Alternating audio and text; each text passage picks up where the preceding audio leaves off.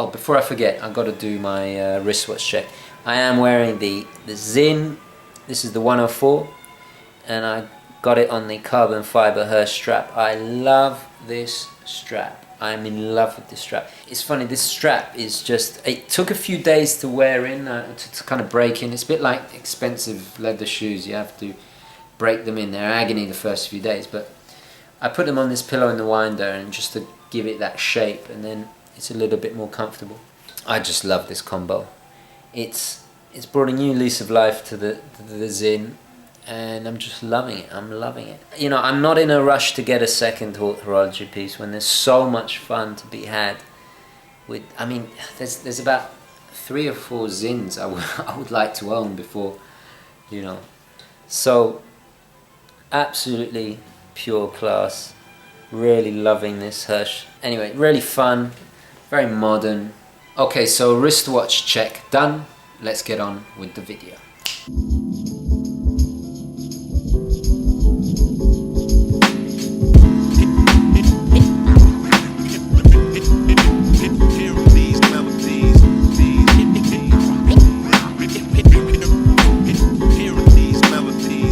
Hi guys, and welcome to the show. Today, of course, I'm doing another wristwatch talk episode. I haven't done one for a while. I had quite a few videos to get done first. But anyway, I just thought I'd talk a little bit more candidly about watches and some thoughts I've been having recently. Now, if you guys remember I think it was last week, I did a video on how to spot a fake Rolex or Omega watch.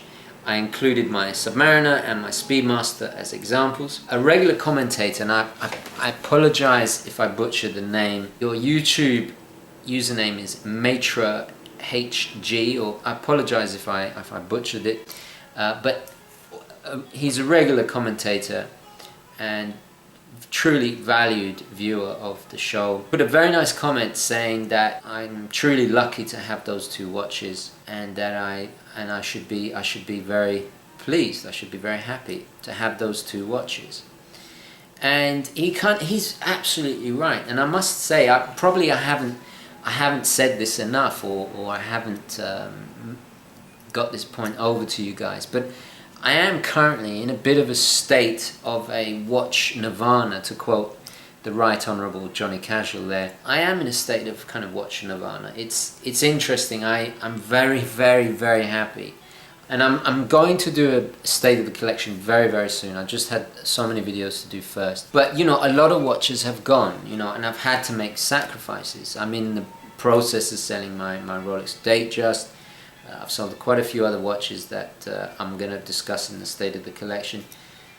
So it hasn't been easy. I've had to make some sacrifices, and of course I've had to inject my own money into it as well. What that comment really made me ponder was, could I be happy with just those 2 pieces? I mean, a Submariner and a Speedmaster really are probably the ultimate combo. I mean, there's no 2 other watches that are that iconic.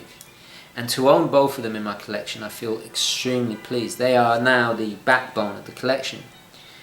But there's something missing.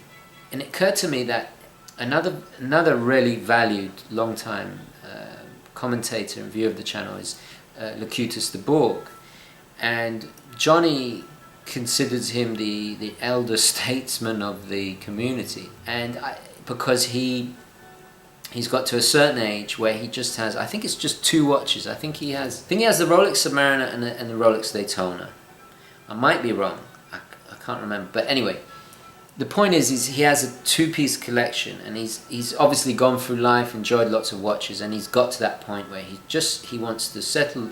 It's almost like the exit watch. I mean, God forbid, touch wood, facciamo la corna, you know, God forbid. But he has kind of got to that stage where he's at a certain age, and he's happy, he's content with 2 watches. You know, I think ultimately I will probably get to that stage later on in life. And what that made me think about, what that made me realize, is what I would like is to have a trio to complete those 2. I think it really needs, because you have Omega, you have Rolex, you have a chronograph and a diver.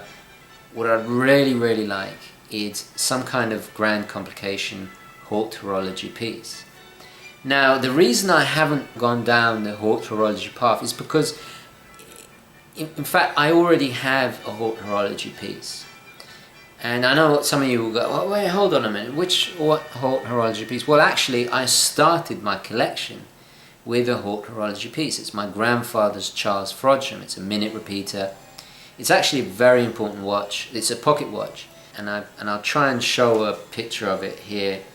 It's a beautifully made. It's by Charles Frodsham and Sons. I think it's probably his son who made it. So it's extremely important historically and also sentimentally because of my grandfather. He was a true aristocratic gentleman, and it was the height of his kind of, it's symbolic of his kind of refinement, and it's what inspired me to get into watches.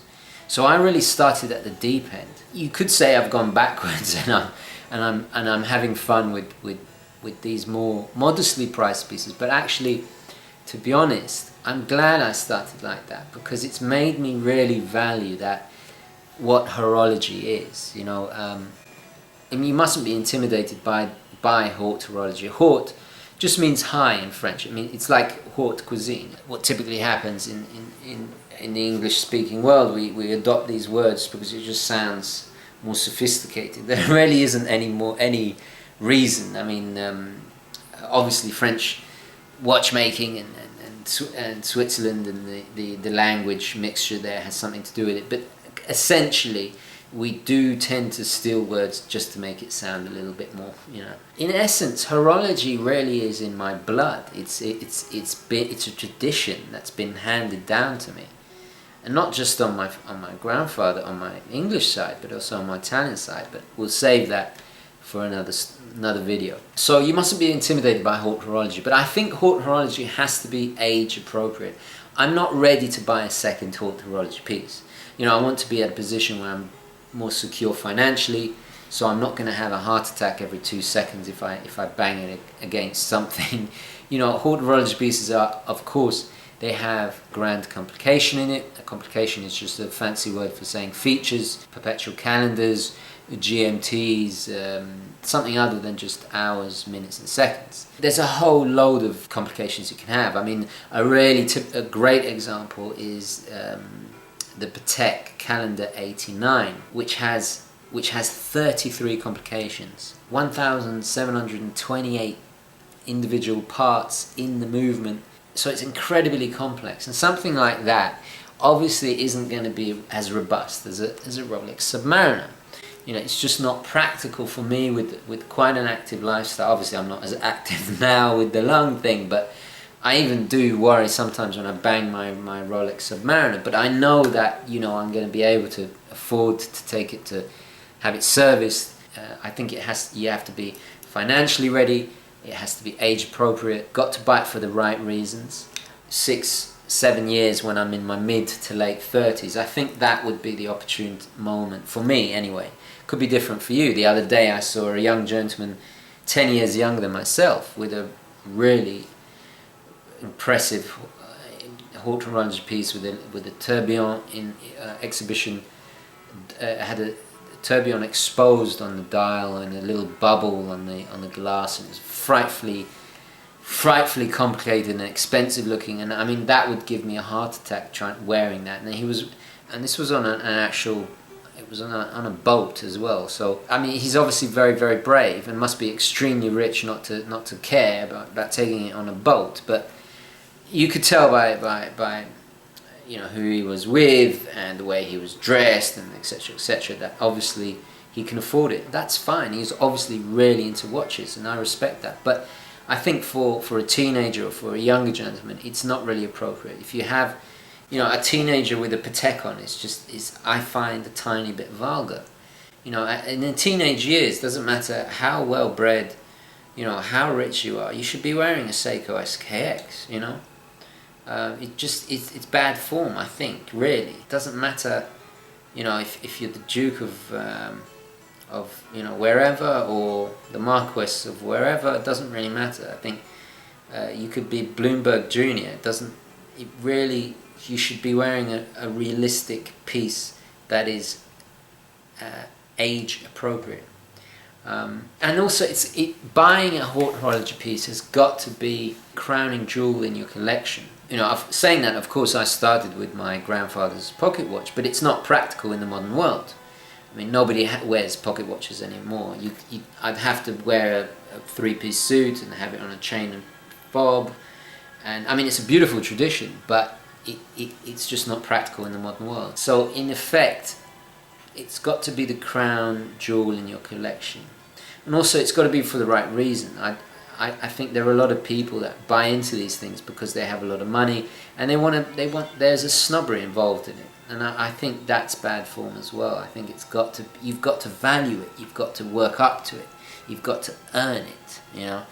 And also, I'm having so much fun with fantastic, modestly priced pieces like the Zin 104, which, let's be honest, it's an expensive watch for most people. So is the Squale. Most people don't spend more than a few $100s on a watch. I would like to see that change. I'd like to see gentlemen in our modern society value watches more. And this goes into a whole argument about the future of wristwatches, which I will save for another video. But it's got to be an heirloom piece. It's got to be something that you're proud to hand down to the next generation. It's got to be age appropriate. I think there are too many kind of avant-garde designs that are too high-end in the watch industry. I mean, I love seeing them at Baselworld push the limits of watchmaking and doing new things with pistons and the dial filled with liquid and all these incredible ways of, you know, displays and different ways of telling the time. It's fantastic, but they're not practical. These super high-end pieces you can't take to a watchmaker and fix. You know, they're just not practical. So there's a lot to take into consideration with buying Haute Horology, and it's got to be appropriate for many reasons. So I think that's what's keeping me for the moment getting a second Haute Horology piece. Now, talking of my collection, I'm going to be doing my State of the Collection very, very soon. I still have not found the GMT I'm looking for. So maybe Haute Horology piece in the future will have a GMT complication as well as a perpetual calendar or whatever. But I think maybe it would be, being a British Italian, living in New York and going back from to and fro to the, you know, crossing the pond all the time. I think that the ultimate, for me, the complication of choice would have to be the GMT. That's another thing to consider, is what complication would best suit you, you know. So I think ultimately, if I did whittle the collection down to a trio, ultimately it would be a chronograph, a diver, and a GMT. And if it had some kind of calendar, I don't need the calendar that much, I must be honest. I would prefer a GMT. But anyway, guys, I would love to hear your suggestions on a Haute Horology piece with a GMT. Of course, probably the go-to one would be the Reverso, and I'm open to it. The only problem is with my skinny wrist, they don't wear too well. Perhaps there are some Reversos or other Juge Le Coultre GMTs that I am not aware of. So I'd love to hear your recommendations, because I want to secure my goal. So eventually, when I am consolidating my collection, which I have done quite a bit. I mean, when you see my State of the Collection, there are a lot of pieces I think people will be shocked that I got rid of, and there are pieces that you'll probably be shocked that I kept. You know, so that's going to be interesting. But as I streamline, and as you get older, and as you start to have fewer and fewer watches, because I'm finding I just don't wear a lot of these pieces, but I am keeping as many in rotation. So there's a lot to consider, a lot to think about. But I'd really like to hear your guys' suggestions for a Haute Horology GMT piece. Okay guys, I'm going to wrap it up there. Please like this video if you enjoyed it and found it useful, and I'll definitely catch you in the next one. Okay guys, ciao.